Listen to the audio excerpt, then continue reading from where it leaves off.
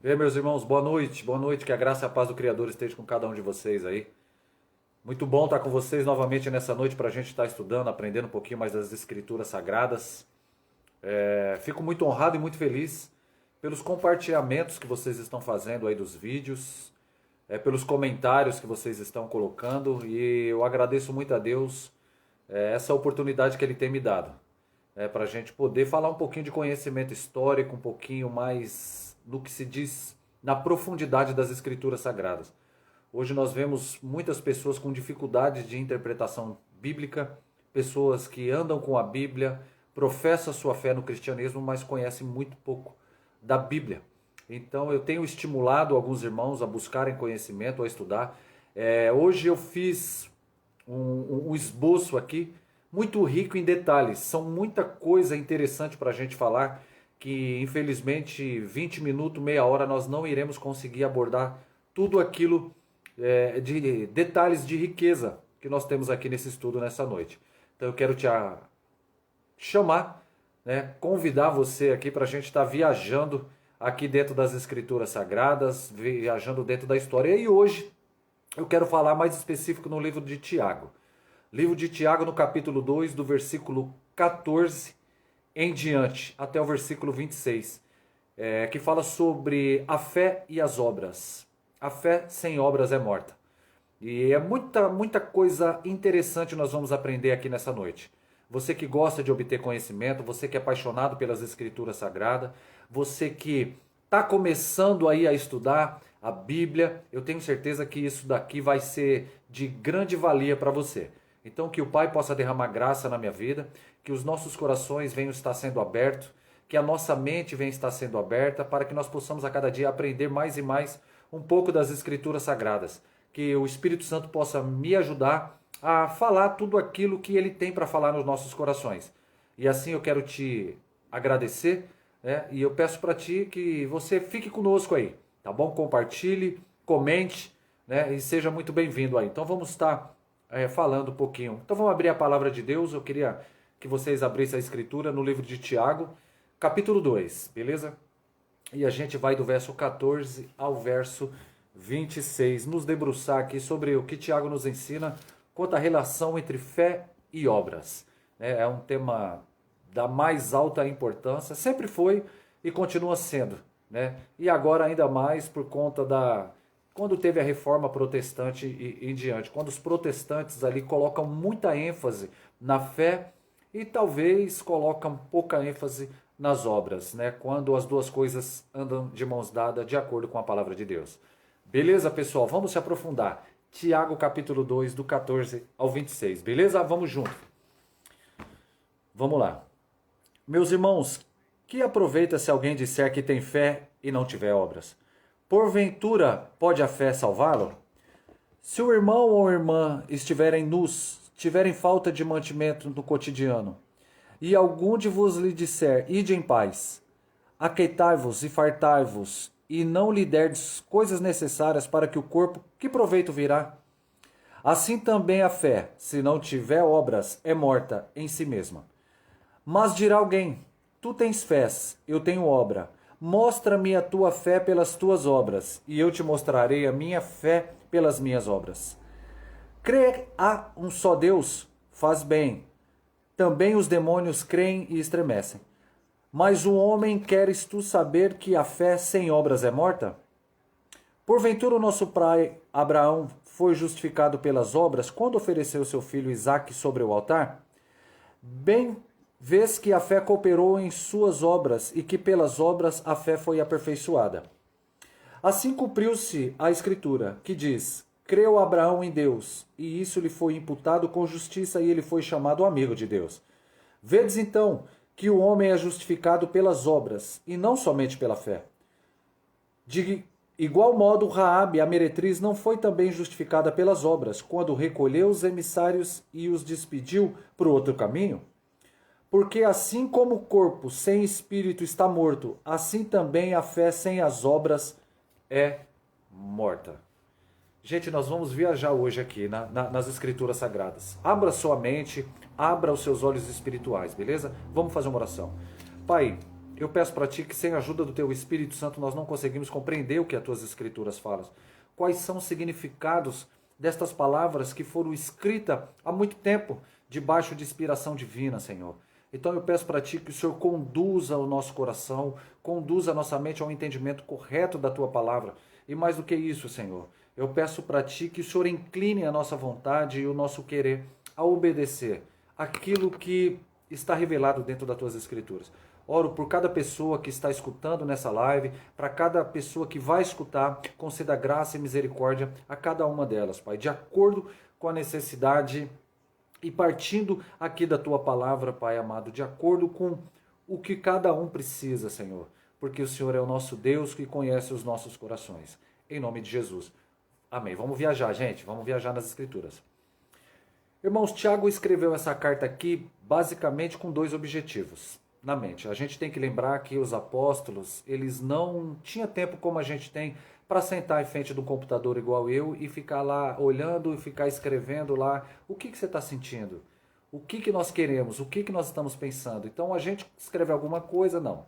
Os apóstolos eram pessoas totalmente ocupadas, pessoas que estavam sempre correndo de um lugar para o outro, atendendo as demandas das igrejas, plantando novos trabalhos, tendo uma vida de oração e comunhão com Deus. Então, quando eles se sentavam para escrever alguma coisa, era em resposta às demandas das igrejas.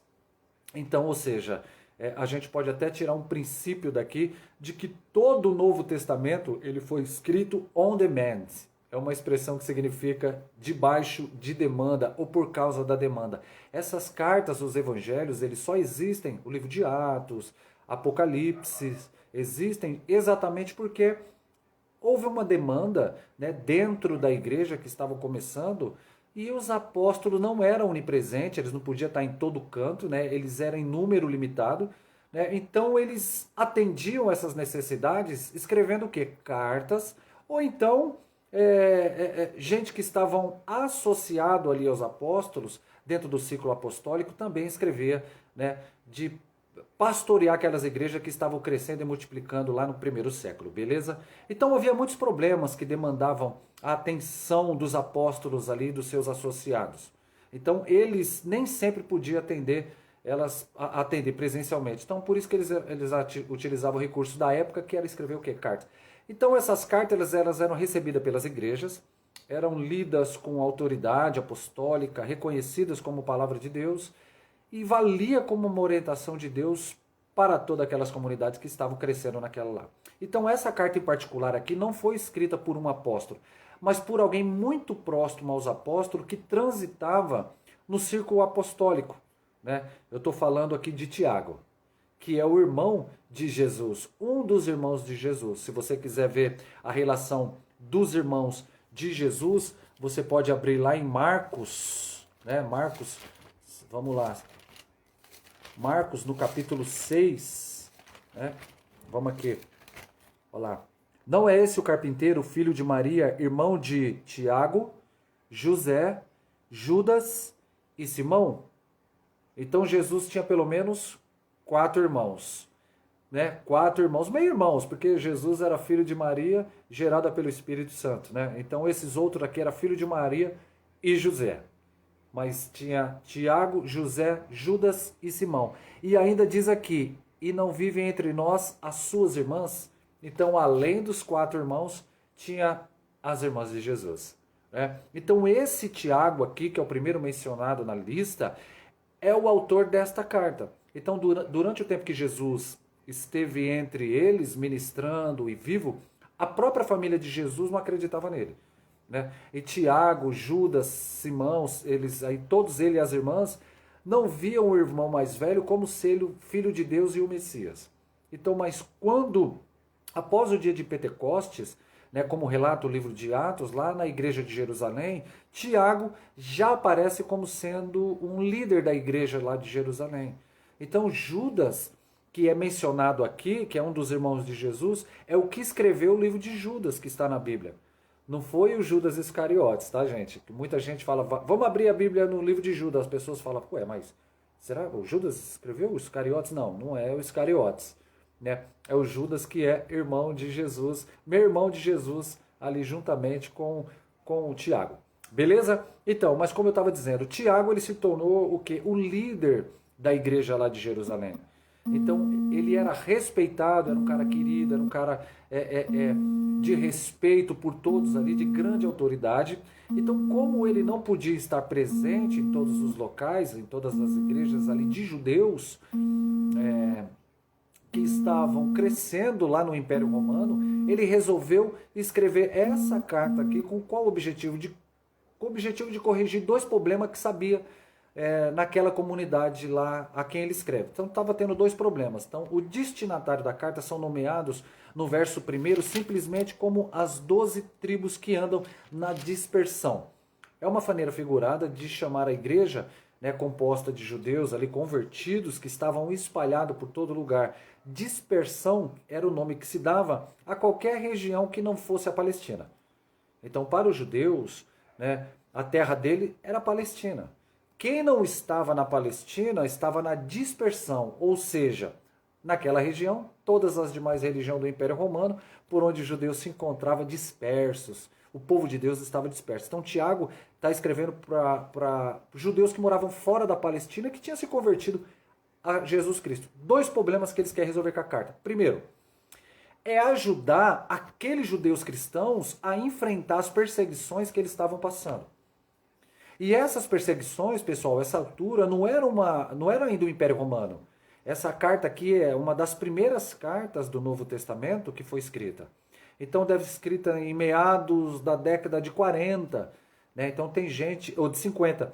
Tem gente que põe até no início da década de 50. Então eu acho que é mais antigo do que a própria carta aos Gálatas ou a primeira aos Tessalonicenses, que são as duas concorrentes ali para ver qual que foi a primeira escrita.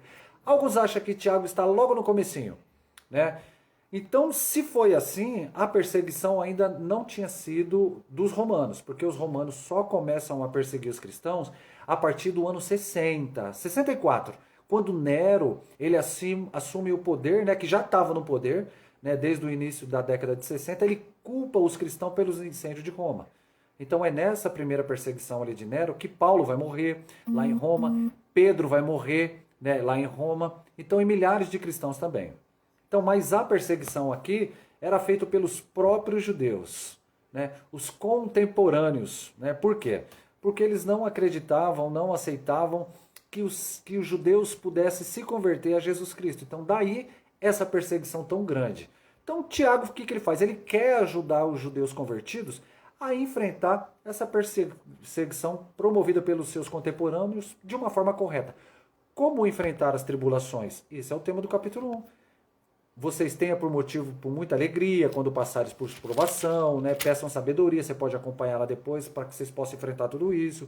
Lembra que as condições humanas são transitórias, faça a diferença entre provação e tentação, porque Deus não tenta, Deus prova. Deus não tenta ninguém. Então, do céu vem toda coisa boa, e vocês sejam prontos para ouvir e tardios para falar. Só se acompanhar no livro de Tiago. Então, aí tem várias outras passagens da carta, onde Tiago anima os cristãos, ajuda os cristãos. Está alguém sofrendo? Faça a oração. No capítulo 5, condena aqueles ricos poderosos que estavam levando os crentes para os tribunais, que eram os judeus, que estavam fazendo isso com seus próprios irmãos. Então, esse é o primeiro objetivo da carta. Mas tem um outro que caminhava junto com isso, Era a falta de coerência daqueles judeus em relacionar a capacitação, e incoerência, de relacionar a fé com a vida diária. Então, de alguma forma, pessoal, aqueles cristãos lá, eles haviam compreendido ou chegado até uma conclusão de quê? De que para ser salvo bastava um sentimento intelectual, se concordar com as mensagens que os apóstolos estavam pregando. Então não é difícil de entender isso. O apóstolo Paulo foi quem evangelizou toda aquela região. Então a dispersão, Paulo é o apóstolo da dispersão, ele pega entre os judeus e gentios, fora da Palestina. Então a mensagem do apóstolo Paulo sempre foi: o homem é justificado pela fé, sem as obras. não por obras, para que ninguém se glorie. Essa era a mensagem de Paulo lá em todo canto que ele ia. Deus nos perdoa, Deus nos recebe gratuitamente, não é pelo que nós fazemos, mas nem por que nós merecemos, nem por nossas atitudes, pelo nosso comportamento, mas Deus nos aceita mediante a fé em Jesus Cristo. Facilmente uma pessoa poderia chegar a essa conclusão errada do tipo assim, bem, se eu sou salvo pela fé e não por obras, significa que se eu tenho fé, não importa de que maneira eu viva, eu vou ser salvo. Porque o que salva é a fé e não o comportamento. Tem pessoas que pensam isso. Então o que salva é aquilo que eu creio, não aquilo como eu vivo. Então esse é um pensamento totalmente errado que muitas pessoas poderiam chegar ao ouvirem a doutrina que Paulo pregava lá, os demais apóstolos pregavam, da justificação pela fé somente, só que era uma conclusão errada. Era uma conclusão totalmente errada. Eles não estavam entendendo nada o que fé significa e muito menos quais são os efeitos dela. E o que a salvação realmente produz? Então Tiago, o que ele faz? Ele detecta esse problema naquela comunidade que havia muita intelectualidade, muito racional a fé lá naquele tempo, mas não havia atitude e nem obras correspondentes lá. Você está entendendo, meus irmãos?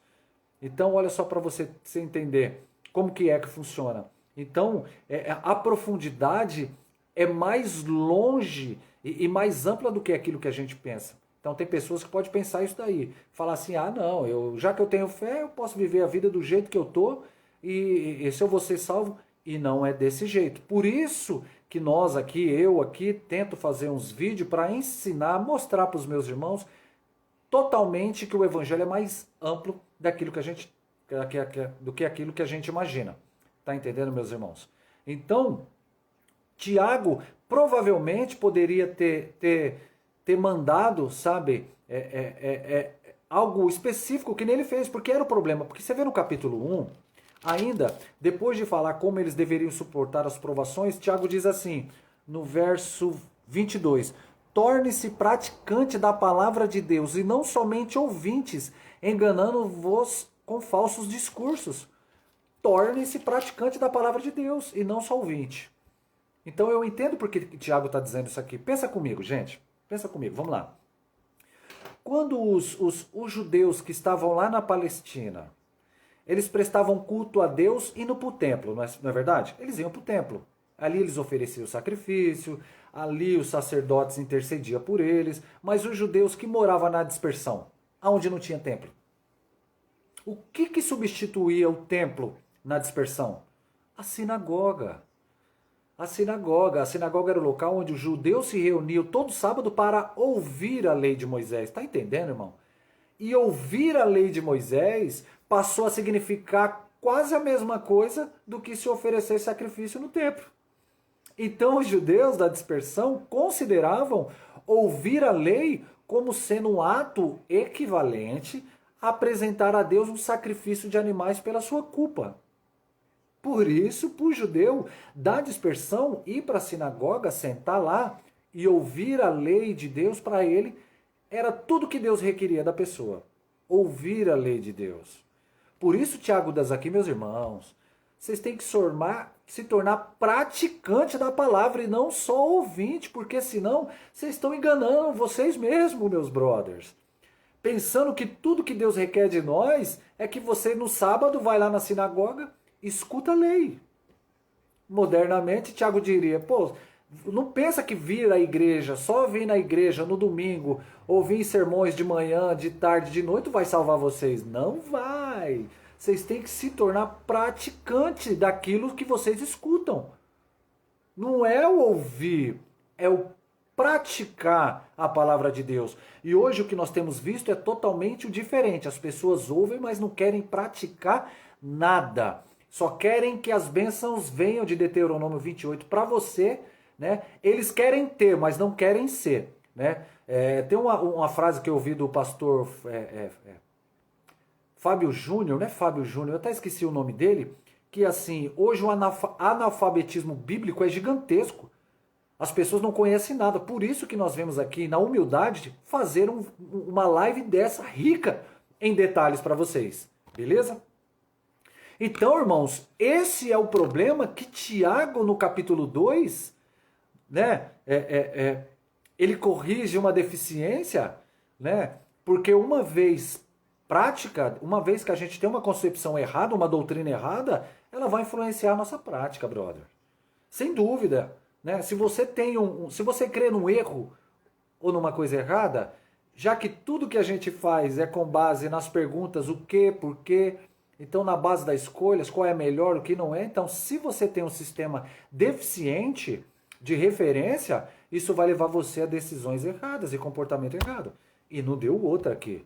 No capítulo 2, Tiago, logo na primeira parte, ele já começa a criticar, a corrigir aqueles irmãos pela acepção de pessoas.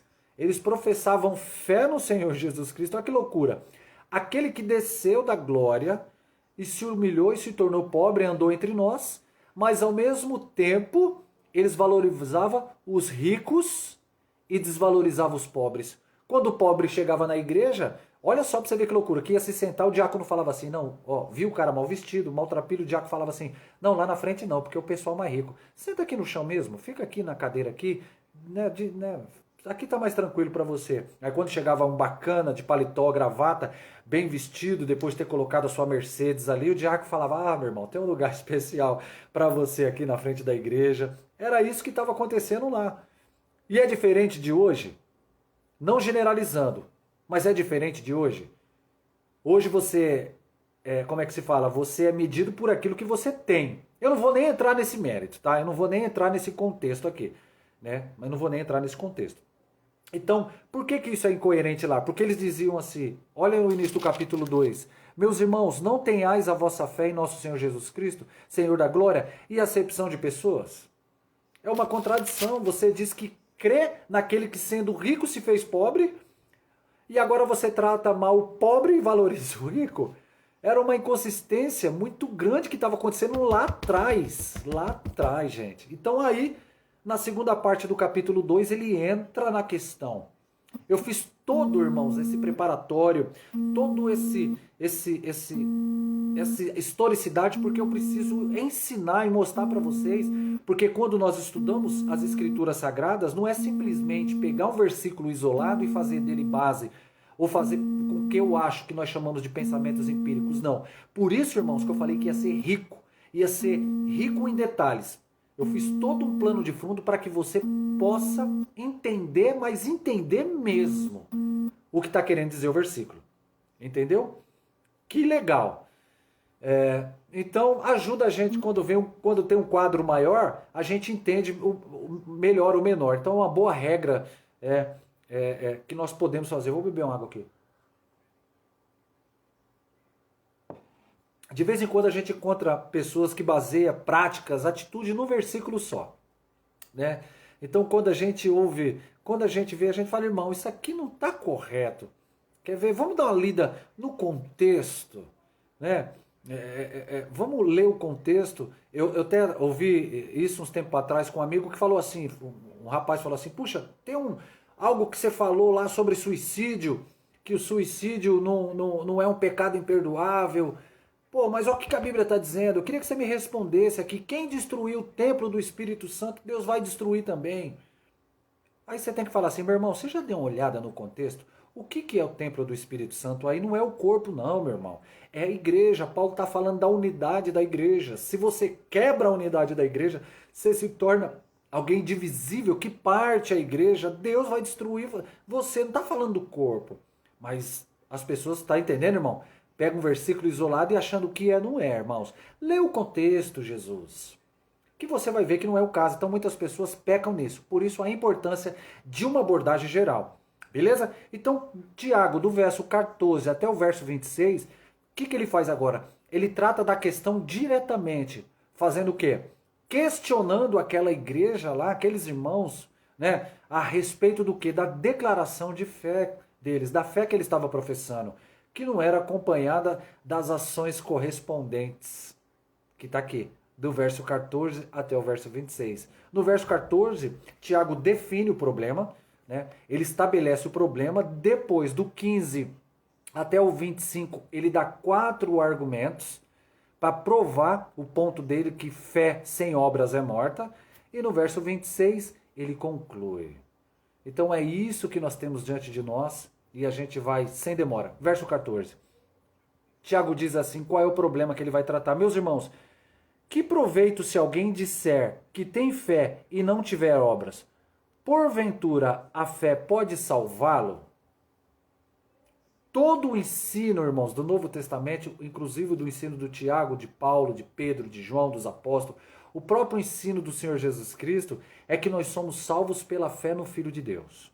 Não tem ideia. Deus amou o mundo de tal maneira que deu seu Filho para que todo aquele que nele crê não pereça, mas tenha a vida eterna. Esse versículo tem sido usado como sendo o sumário da Bíblia. E, de fato, é a mensagem central. Deus deu o seu Filho para que todo que nele crê não pereça, mas tenha literalmente a vida eterna. Então, o que salva, ou que Deus nos salva mediante a fé no Senhor Jesus Cristo, mediante a fé no seu Filho, que na cruz morreu por os nossos pecados. Então é pela fé que nós recebemos o perdão que Deus nos oferece. Então a pergunta que Tiago está fazendo aqui, no verso, é assim, que se essa fé que nós professamos, que nós declaramos, do tipo assim, creio que Jesus Cristo é o Filho de Deus, creio que ele morreu pelos meus pecados, creio que ele ressuscitou ao terceiro dia, creio que ele subiu aos céus, creio que ele está à direita de Deus, que intercede por mim, que virá para julgar os vivos e os mortos e tudo mais. Essa declaração, meus irmãos, de fé em Jesus Cristo, se ela não for seguida de ações e de atitudes que comprovem que ela é verdadeira, será que o mero declarar ser cristão ou o mero dizer que tem fé, isso salva pessoas? O que Tiago está combatendo aqui não é a fé em si, mas o dizer que tem fé. Proclamar, se declarar, se professar cristão. É isso que ele está combatendo aqui. Você está entendendo? Então é esse tipo de declaração que não é acompanhada de atitudes que comprovem, né? Como ele diz, qual é o proveito de alguém dizer que tem fé? Qual é o proveito de você vir aqui na igreja, na hora de ser batizado, na hora de fazer a profissão de fé? Todas aquelas perguntas que o pastor fala, você crê na Bíblia? Creio. Você crê em Jesus? Creio. Crê no Espírito Santo? Creio. Confessa que é pecador? Confesso. Recebe Jesus como Salvador? Recebo. De que vai adiantar? Do que você publicamente adiantar a sua fé, declarar em todo canto que você é cristão, ser conhecido como evangélico, mas você não tem ações, atitudes, obras que acompanham isso, que mostram essa declaração é verdadeira. Será que essa fé, meus irmãos, que nós dizemos que temos realmente, pode nos salvar? Isso aqui é uma pergunta retórica. O que é uma pergunta retórica? É uma pergunta que a gente faz, mas que a gente já sabe a resposta. A gente faz para ajudar no argumento, né? E Tiago já sabe a resposta dessa pergunta aqui. Qual é a resposta dessa pergunta? Não. Qual o proveito de alguém dizer que tem fé, mas não tem obra? Resposta: não tem proveito nenhum. Será que essa fé pode salvá-lo? Resposta: não. Tiago, então, aqui, meus irmãos, ele estabelece o seu ponto. Fé que não é seguida de obras, ela é inútil, ela não é proveitosa, ela não atinge o objetivo que é o quê? A salvação do pecador. E aí ele tem 4 argumentos aqui. O primeiro argumento, irmãos, está no verso 15 até no verso 17, é tirado de uma situação que era perfeitamente possível naquela época, né? Você encontrar um irmão ou uma irmã, né? Estou no verso 15 aqui, carecido de roupas e necessitados de alimento cotidiano. Então, essa era uma situação perfeitamente possível de acontecer naqueles dias, naqueles tempos, muito mais do que hoje. Você encontrar um irmão, né, que diariamente padecia fome. Ele sentia falta do alimento cotidiano, seja do alimento diário. Ele não tinha condições suficientes para quê? Para se sustentar sua mulher e sua família. Então você encontra esse irmão e ele ainda está... ele diz ainda que está carecido de roupa, está com a roupinha gasta, uma roupinha rasgada, humilde. Então isso, no clima da Palestina lá naquela época, a vestimenta era outra, a gente sabe. Então o manto que durante o dia servia para proteger do sol, de noite servia para proteger do frio. Você entendeu? Então era uma situação perfeitamente possível de se encontrar naqueles dias, menos aqui, porque aqui a gente sabe que é frio, pouco. Então, mas lá era fácil de encontrar lá, você encontrar pessoas passando fomes e passando necessidade. Aí Tiago pergunta, imagina comigo, ó, você vai andando, encontra aquele casal de irmãos, né, com frio e com fome. Aí você fala, ô irmão, puxa vida, que o calor de Deus ilumine o vosso coração. Que o maná do céu satisfaça a sua fome e farte as suas necessidades. Vão em paz, meus irmãos. Se aqueçam com a palavra de Deus. E a gente sabe que não é assim, irmãos. E você não mete a mão no bolso para tirar 10 reais para comprar um lanche ou corre atrás de uma roupa. Aí Tiago pergunta, qual o proveito dessas palavras? Qual? Resposta, nenhuma. Depois dessa eu vou até beber água aqui. Proveito nenhum, meu irmão. Olha só como Deus vai falando conosco. Proveito nenhum. Qual que é o proveito se você não der para ele uma roupa? Se você não fizer alguma coisa para mitigar a situação dele, a situação de carência daquela pessoa. Então, da mesma forma, Tiago diz no verso 17, assim também a fé, se não tiver obras, por si só está morta. Como aquela oração sua ou como aquela declaração sua, vá em paz, se aqueça, estou orando por você e fique farto. Fé sem obras é morta, irmãos. Ela é tão vazia, tão oca, como essas declarações aparentemente piedosas, que não são seguidas de ações concretas. E olha que eu não vou citar alguns casos aqui que eu conheço, que eu já vivenciei isso, onde um irmão estava passando uma necessidade muito grande, nós fomos numa igreja pedir ajuda, e o pastor, podendo ajudar, enfim, não ajudou, falou que ia orar, enfim. Eu não vou entrar nesse detalhe que me fez lembrar aqui agora, né? Mas só palavras, irmãos, você está entendendo? Só palavras. Então, uma parte do trabalho, né, dos pastores ou do trabalho pastoral, o que acontece, irmão? Já acontece desse tipo de caso. Então não adianta a gente orarmos, buscarmos, falarmos, se nós não tivermos as nossas obras. O que é uma obra? Ah, Carlinhos, então quer dizer que não está valendo de nada eu orar, jejuar, buscar a Deus? Não, tá sim, meus irmãos. É isso que você tem que fazer. Mas a obra anda junto. Quando você sabe que tem um irmão passando uma necessidade, nós temos que ajudar. Seja com roupa, seja com alimento, seja com uma cesta básica. A gente sabe, o evangelho é isso, é partilha, é ajuda. Hoje, infelizmente, não generalizando, mas nós sabemos que as pessoas estão feito do evangelho, não agora, mas muitos anos, um negócio muito lucrativo. Onde cada dia nós temos escutado casos absurdos. Foi o que eu falei para vocês. Hoje as pessoas, eu agradeço a vocês que estão aí assistindo esse vídeo. Então o que acontece? A fé sem obras, irmãos, ela é um cadáver. Por mais que ela seja bonita, enfeitada, por mais belo que possa parecer, por mais piedoso que possa parecer aos homens, né, se não for acompanhada de atitudes, de ação, ela é tão morta quanto aquele cadáver enfeitado, bonito. Você está entendendo, irmãos? É tão morta como essas declarações que vai em paz, vai com Deus, e a gente não faz muitas das vezes nada para ajudar. Então esse foi o primeiro argumento do Tiago. A fé ela é inútil se ela não for acompanhada por ações. Então aqui a gente começa a perceber, irmãos, que Tiago ele define obras como sendo caridade.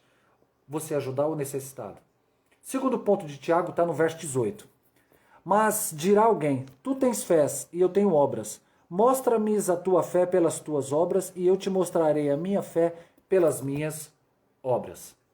Essa é uma passagem difícil, irmãos, de interpretar. A grande dificuldade aqui é interpretar o alguém. Quem é o alguém aqui que está dizendo? Tu tens fé e eu tenho obras. Só pode ser alguém que está do lado de Tiago.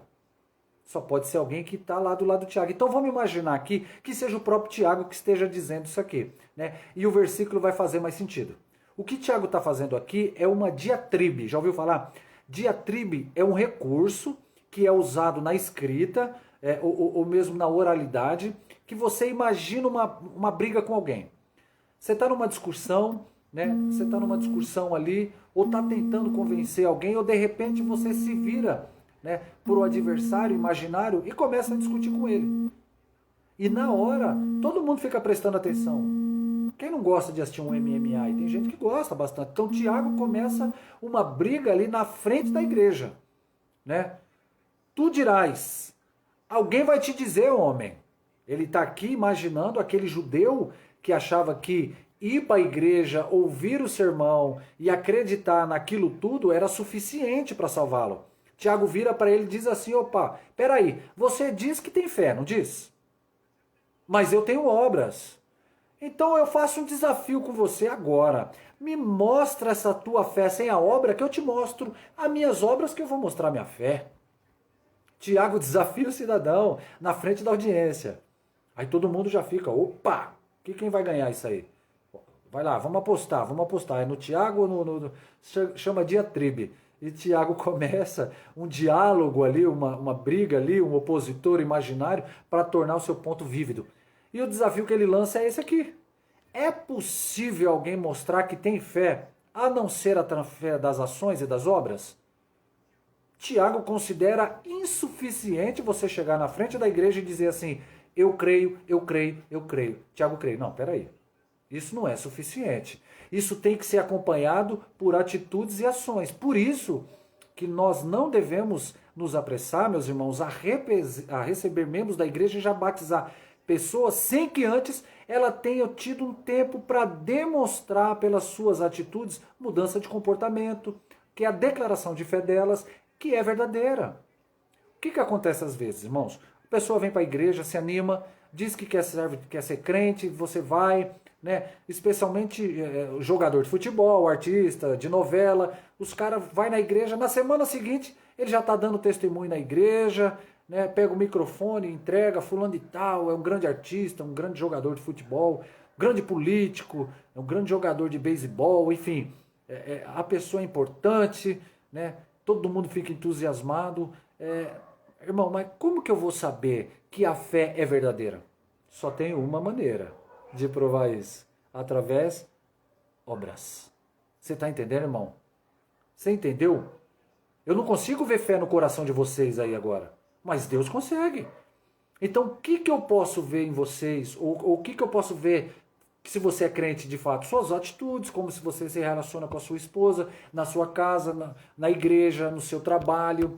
Verdade, com as outras pessoas, como você lida com o seu dinheiro, como você lida com o seu tempo, seu comportamento na rua, no serviço. É isso que vai me mostrar, que vai nos convencer. É fácil? Não é fácil, mas é a única maneira de mostrar que a gente tem fé através das ações, é as obras. Esse é o desafio de Tiago, dizendo aqui, mostre essa sua fé sem obra. E Tiago sabe que a pessoa não vai conseguir mostrar. Então Tiago fala assim, eu com as minhas obras vou mostrar que eu tenho fé. Então não se trata aqui de querer se amostrar ou provar qualquer coisa. O que Tiago está querendo combater é aquela ideia errada de que o cristianismo é simplesmente uma questão, doutrinas e pontos que a gente guarda na cabeça e que não tem qualquer relação com aquilo que eu faço, ou com aquilo que eu acredito, ou com aquilo que eu escolho, ou a maneira que eu vejo. Esse é o segundo ponto. Beleza? Terceiro ponto de Tiago, verso 19. Terceiro argumento dele, vamos lá. Crês tu que há só um Deus? Faz bem. Também os demônios creem e tremem. Ele tá falando com o cara ainda. Não vamos esquecer, né? É o segundo round agora. O primeiro round foi o verso 18. Agora ele vem para o verso 19. Né? Aqui Tiago, o que ele faz? Ele faz uma pergunta lá para o judeu cristão lá. Ele diz assim, que pensava daquela maneira, totalmente errada. Tu crê que Deus é um só? A resposta do homem, naturalmente, claro que eu creio, Tiago. Essa expressão, no original grego, a frase é, tu crê que Deus é um? Crê que Deus é um? Isso daqui é o que nós chamamos de o Shema. O Shema é a declaração que está lá em Deuteronômio 6, verso 4, que era a declaração principal do judeu. Então, quando Moisés disse aos judeus, Ouve Israel, Shema Israel, Shema porque é o início da frase hebraica. Shema Israel, o Senhor teu Deus é o único Deus, por isso amarás o Senhor teu Deus de todo o teu coração e de toda a tua alma, e por aí vai indo. Então, todo judeu, irmãos, tinha essa declaração.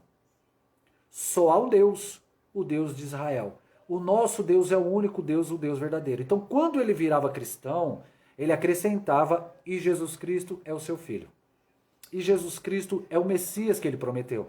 Então, a declaração básica do judeu cristão era: só há um Deus, que é o Deus de Israel, e o Salvador do mundo é Jesus Cristo, o Messias, o seu filho que ele enviou para o mundo. Então, Tiago pergunta para o judeu: você crê nisso? Aí o judeu: claro que eu creio, rapaz. Ô, Tiago. Aí Tiago fala: você faz muito bem. Porque é a verdade, só tem um Deus mesmo, que é o Deus Yahweh, que se revelou aqui à nação de Israel, que é o Pai do nosso Senhor Jesus Cristo. E todos os outros deuses, deuses pagãos ou inventados pelos homens, eles são fruto da criatividade pecaminosa do homem ser Deus. Eles não são nada. Faz muito bem dizer que só há um Deus. Você está correto, que é esse Deus que é o Pai de Jesus Cristo. Agora, Tiago diz para ele assim: mas só isso não é suficiente, meu querido. Por quê? Porque os demônios também sabem disso. Isso é conhecimento público. O diabo também sabe que somente um Deus e que Jesus Cristo é o filho dele.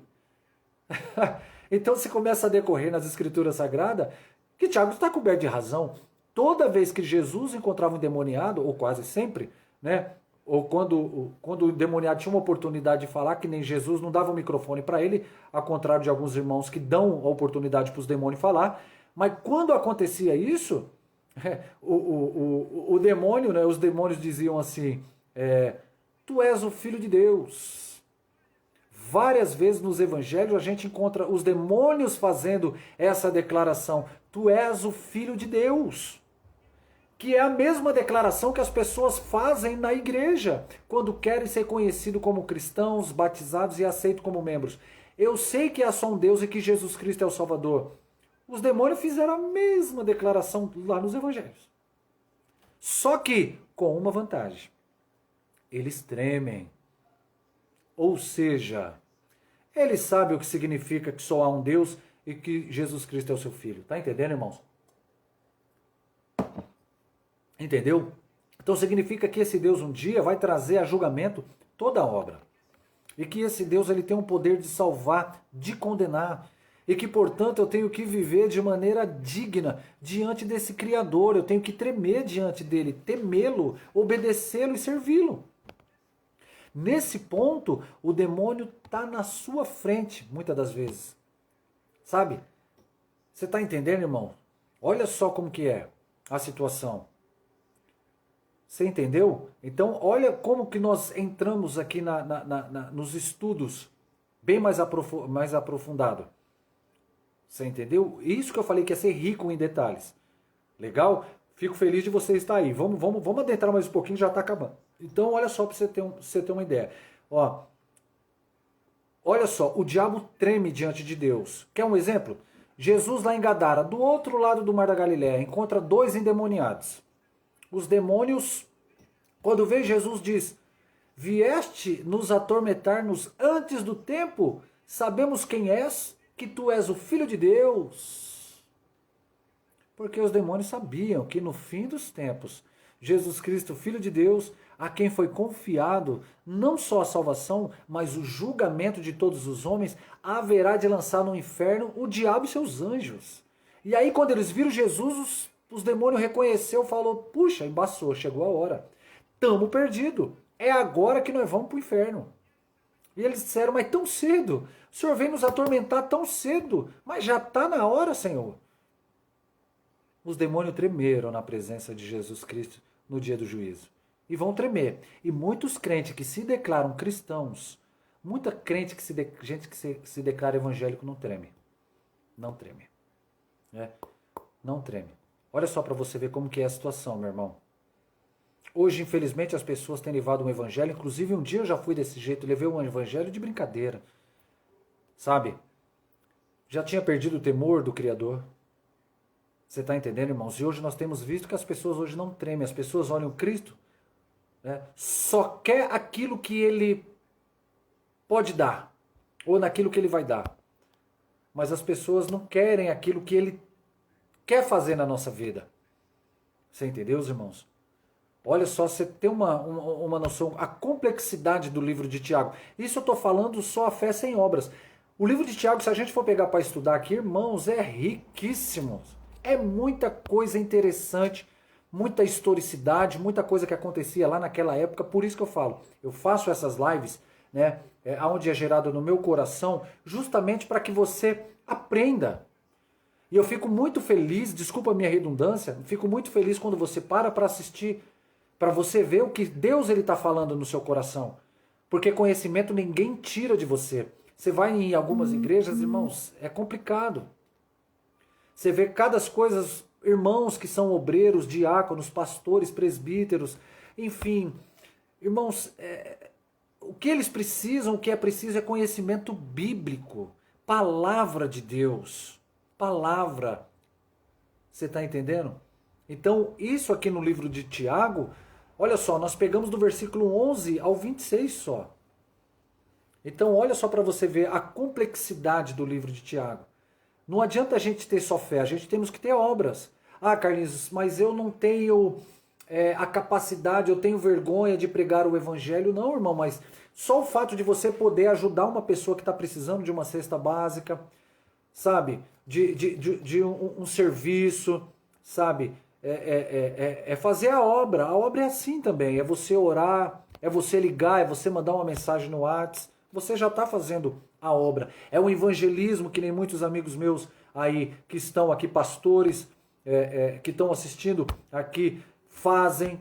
É na rua, é na comunidade carente. Isso aí é obra, irmãos.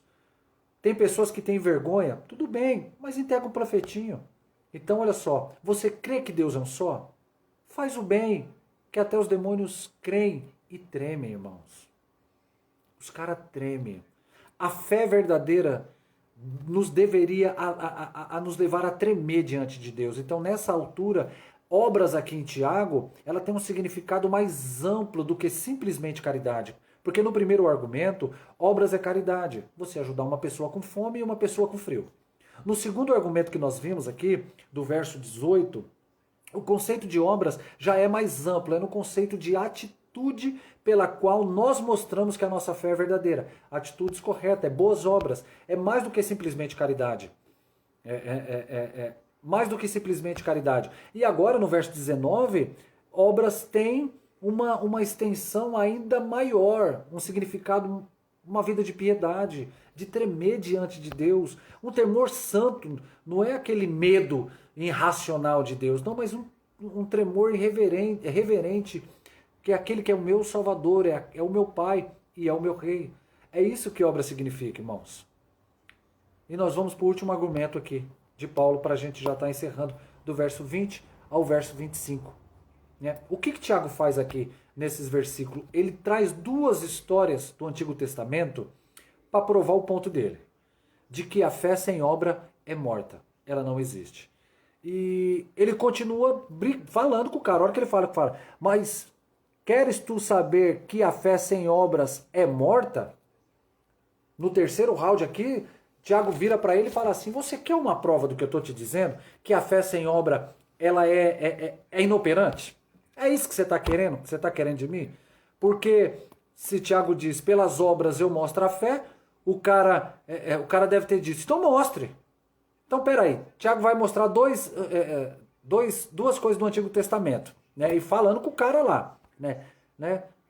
Ele fala pro cara ainda, ó homem insensato, já dá uma dura no cara, seu tolo, seu bobo. Você quer uma prova do que eu estou dizendo? Então vamos lá, vamos para a prova.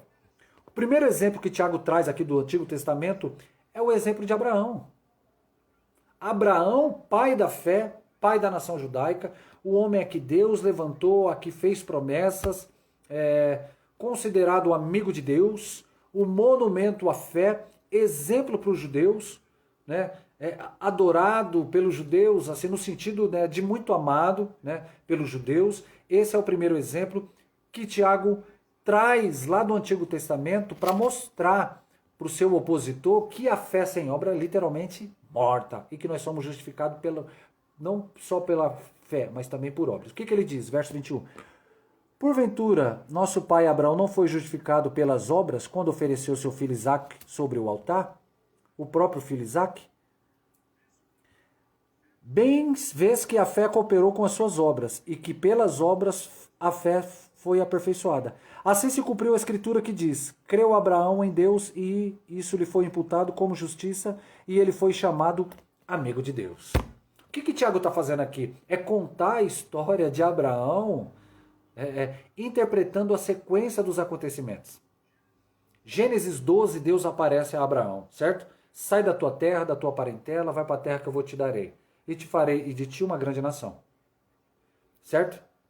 Abençoarei os que te abençoarem, amaldiçoarei os que te amaldiçoarem. Em ti será bendito todas as famílias da terra. Que promessa boa para Abraão, gloriosa. Abraão creu em Deus, juntou todo a mochilinha, a malinha, a família e foi, saiu lá de Ur dos Caldeus e foi para Canaã, a terra que Deus tinha lhe prometido. Então, durante anos, Abraão peregrinou e a coisa começou a ficar tensa, porque Abraão estava ficando velho, Sara estava ficando velha, sabe? Sara também estava ficando velha e era estéril. E Deus tinha prometido que deles, Abraão, viria uma descendência numerosa, muito numerosa, e que entre eles viria alguém que seria o Salvador do mundo, e que todas as nações seriam abençoadas, seriam salvas. Que era quem? O Messias. E o tempo vai passando e as coisas vão ficando difíceis. Aí entre Gênesis 15, Deus aparece a Abraão de noite e repete as promessas para Abraão. Todas as promessas. Tua descendência será numerosa. Dentre eles virá o Messias. Abraão diz: Senhor, permissão, Senhor, para falar? Senhor, eu estou aqui 10 anos, meu. Desde quando o Senhor tirou lá de Ur dos Caldeus. Eu estou ficando já velhinho. Cada ano que passa, minha mulher lá tá estéril, tá velha também. Mas como que isso vai acontecer, Senhor? Como que vai ser isso possível? E Deus chama Abraão na conversa, tirou ele da tenda, né? Tirou ele da tenda, né? E qual maneira Abraão olhou para o céu? Olha para o céu, Abraão, conta as estrelas, olha o tanto de estrela que tem lá no Oriente, céu claro, conta. Abraão olhou e Deus disse: assim vai ser a tua descendência. E olha o que diz o verso 6 de Gênesis 15. Abraão creu em Deus, e isso lhe foi imputado para a justiça. Abraão creu na palavra de Deus. Abraão creu que dele viria, ainda que não tinha acontecido ainda, mas dele viria o Salvador do mundo, aquele que o próprio Abraão seria salvo. Abraão creu em Deus, e ali ele foi justificado, foi imputado para ele como justiça. Ali em Gênesis 15, Abraão foi justificado pela fé, aceito por Deus. Mano, maravilhoso. O tempo passa, nasce Isaac, conforme a promessa. Deus cumpre a palavra. Então, Deus, lá é o que Deus vai fazer na minha e na tua vida, cumprir a promessa. Aí a gente entra lá em Gênesis 22 e cumpre. E fala assim: Abraão, agora eu quero que tu mate o menino.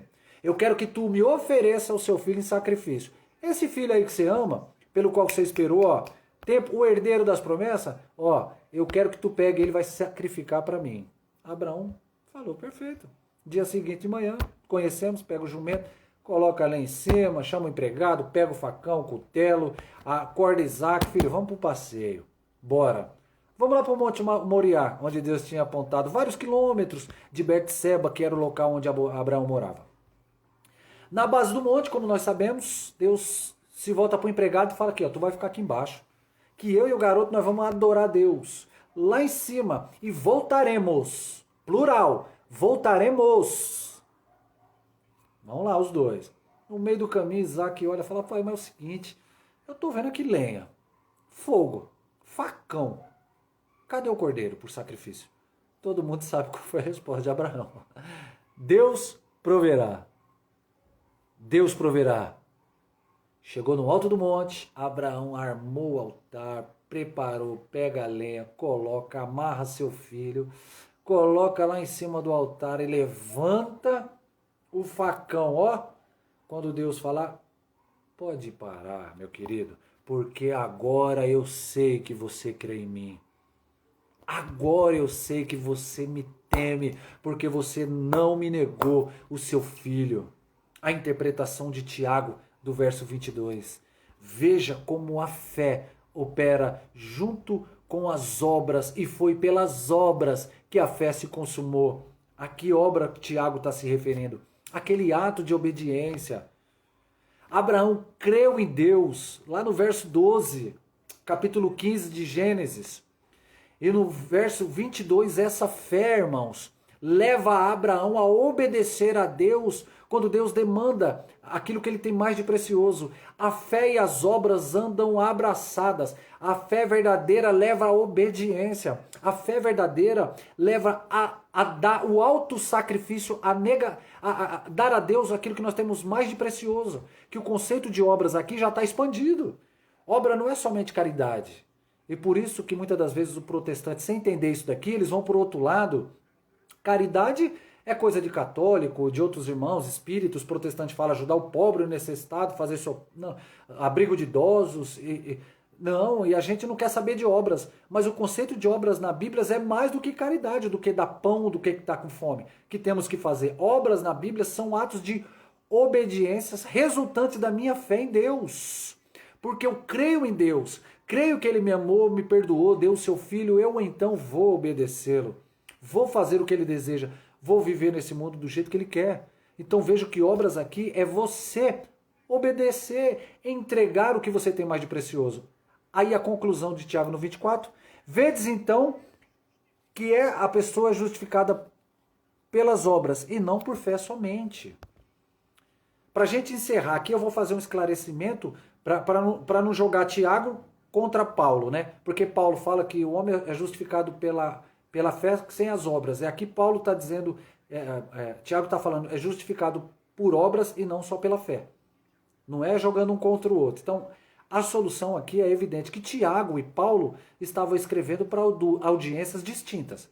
Paulo estava escrevendo para judeus que achavam que guardar as obras da lei, isso eu estou pensando em Gálatas, em Romanos, Paulo escreveu nesses livros para judeus que pensavam que guardar as obras da lei, especialmente circuncisão, dieta e o calendário, que eram os 3 marcadores nacionais de identidade dos judeus lá, o judeu pensava que guardar isso garantia a sua salvação. Contra esse pano de fundo que Paulo assevera, a justificação é pela fé sem as obras da lei. Ou seja, as obras da lei não estão na base da salvação.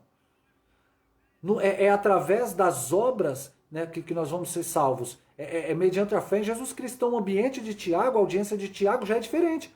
É um pessoal que achava que só acreditar em Deus haveria de salvar. Aí Tiago fala para os caras, né? O Tiago vai por outro lado.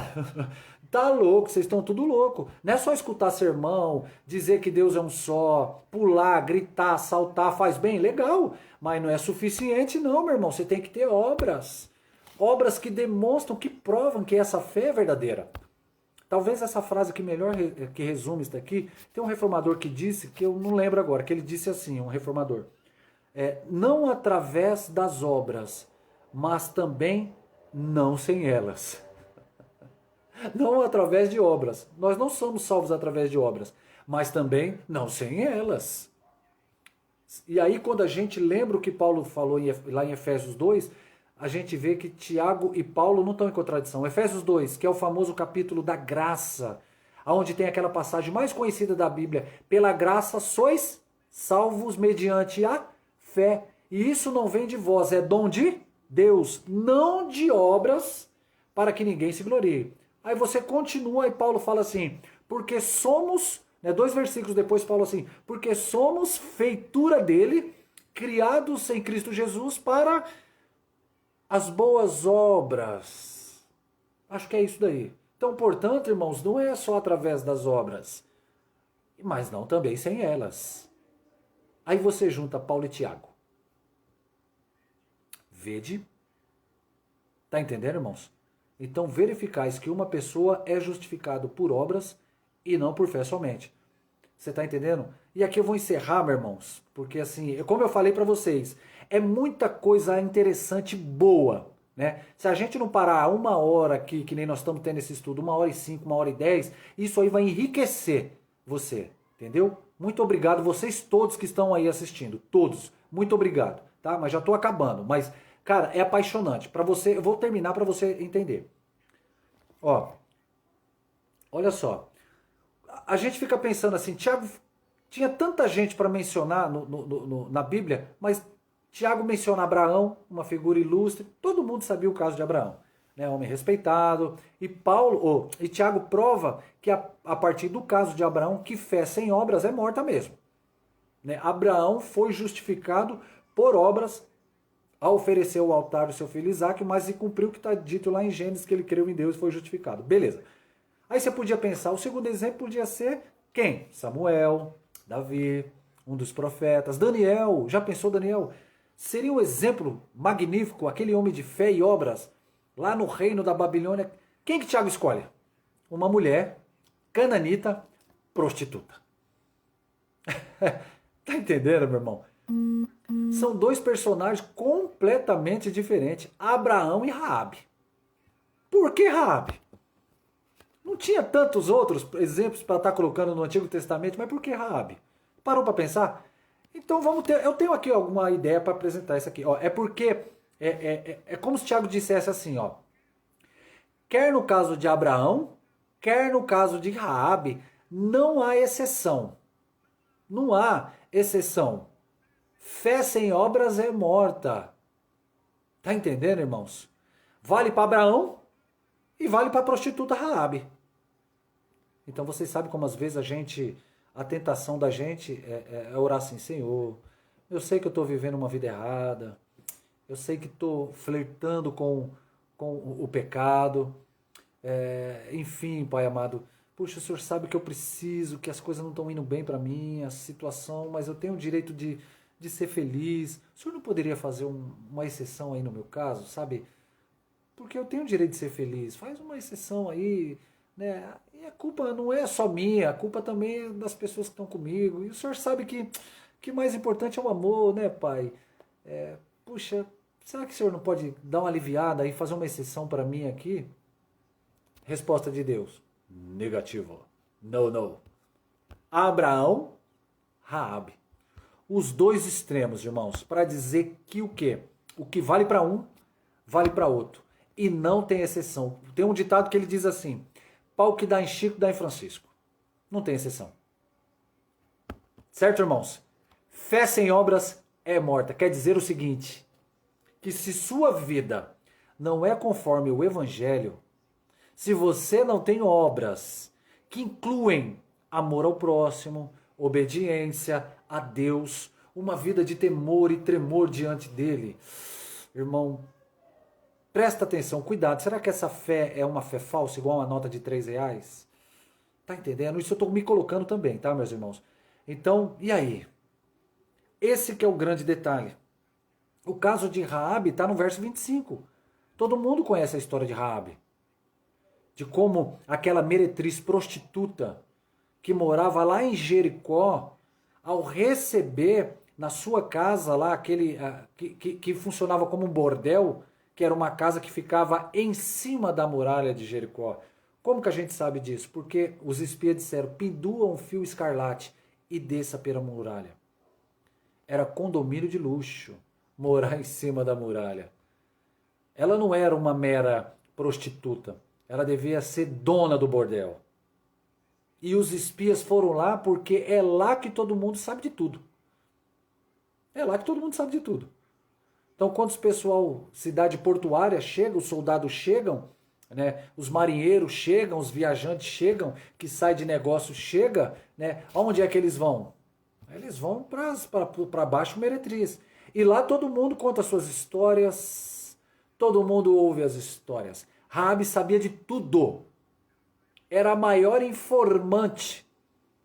E os espias foram lá em Jericó exatamente para quê? Para conseguir inteligência militar. Os caras é malandro, esperto, no bom sentido. Quais as defesas da cidade para dizer para Josué para desfechar o ataque contra a cidade? Então, quando eles se apresentaram, conversa vai, conversa vem, e eles se apresentaram a Raabe como sendo servos do Deus Altíssimo, e Raabe disse, opa, eu sei, é o Deus que eu creio. Vocês são os primeiros que eu conheço que são servos desse Deus. Você está entendendo, irmãos? Eu falei malandro no bom sentido, tá? Porque as pessoas falam, o Carlinhos está usando agora a palavra malandro. Não, vocês entenderam o que eu quis dizer. Então, Raabe, o que acontece para a gente encerrar?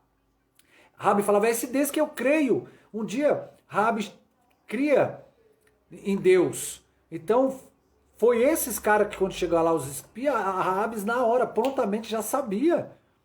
Na hora. Ela falou, opa, eu conheço esse Deus aí, que as pessoas falam.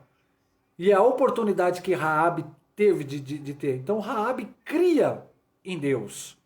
Só que ela nunca tinha encontrado alguém, cara, que era discípulo desse Deus. Quando ele encontrou os soldados, ela falou, mas eu creio nesse Deus. Aí chegou a hora dela provar. Quando a sirene tocou, é os homens, é a polícia. O rei de Jericó descobriu que tinha 2 espiões lá. Você está entendendo? 2 espiões. E agora o que Raabe faz? Como que ela vai provar que a sua fé é verdadeira? Ela escondeu os caras, os espias, com o risco da própria vida. Olha a obra e fé junto. Ela mostrou que a sua fé era legítima. Todo mundo é ateu até a hora do pitbull pular cerca.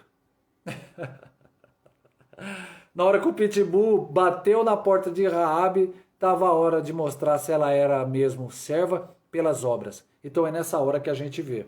E ela protegeu com risco de vida os espias e o mandou para o outro caminho. Então por isso que ela entra aqui, nessa demonstração de Tiago. Você quer saber, homem insensato, que realmente a fé sem as obras é morta?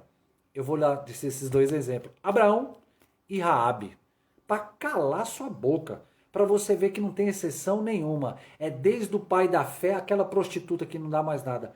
Conclusão no verso 26, para acabar. Porque assim como o corpo sem espírito está morto, assim também a fé sem as obras é morta. Maravilha de estudo. Maravilha de estudo. Quero concluir essa palavra aqui nessa noite, irmãos. Em primeiro lugar, dizendo que considero esse tipo de mensagem como extremamente necessário para os nossos corações. Para os nossos evangélicos hoje, do dia de hoje, particularmente os evangélicos reformados como nós. Porque de tanto a gente dizer, né, sola gracia, a gente pode esquecer que a fé e a graça, elas andam de mão dada, juntas com as nossas obras, irmãos. Elas andam juntas com os nossos comportamentos, com as nossas atitudes, com a nossa maneira de ser e a nossa maneira de viver. Então, às vezes, irmãos, vocês que estão assistindo, que compartilharam esses vídeos, que estão comigo até agora, todos vocês, façam uma autorreflexão. Você que é cristão, você que ainda não é cristão, mas você que teme a Deus, você que está a um passo de ir para o cristianismo, de entregar sua vida literalmente a Jesus, reflita do que eu estou te dizendo. Porque o ruim não é a primeira morte, irmãos, o ruim é a segunda morte. Então que essa palavra aqui do livro de Tiago, você faça uma reflexão e você compartilhe. Obrigado mesmo. Se eu estou muito feliz de você estar comigo todo esse tempo, imagine o Criador. Porque isso daqui, irmão, você não vai aprender na escolinha dominical. Isso daqui é uma palavra que vem direto do Criador, direto do nosso Eterno, para o meu e para o seu coração. Então compartilhe esse vídeo, manda nos grupos de estudo, coloca lá, gente, olha só, a fé sem as obras.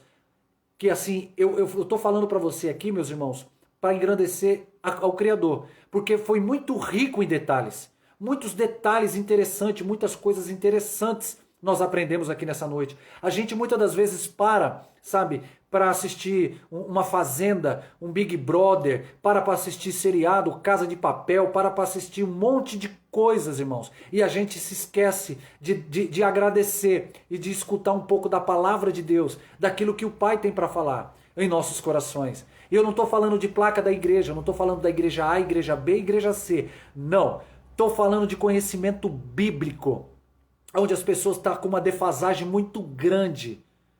Muito grande, as pessoas não têm muito conhecimento bíblico. Então eu quero agradecer todos vocês que estiveram comigo aqui nessa noite. Que a fé sem obras é morta. Se você tem fé, louvado seja Deus. Se você tem obra, louvado seja Deus. Junta essas duas coisas. Obrigado, meus irmãos.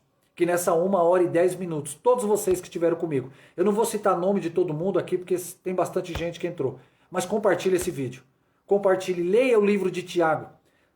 que vocês vão ver o capítulo 1, 2, o capítulo 3, o capítulo 4, para vocês verem como era difícil tudo aquilo que Tiago estava passando lá. Então que o Pai te abençoe e que nessa quinta-feira você esteja uma quinta-feira repleta de conquista, de vitórias. E eu falo para vocês, irmãos, abra mais a mente, abra mais o coração para Jesus entrar no seu coração. Mudar a tua casa, mudar a vida dos teus filhos, mudar a tua história, porque Ele mudou a minha e pode mudar a sua. Beleza?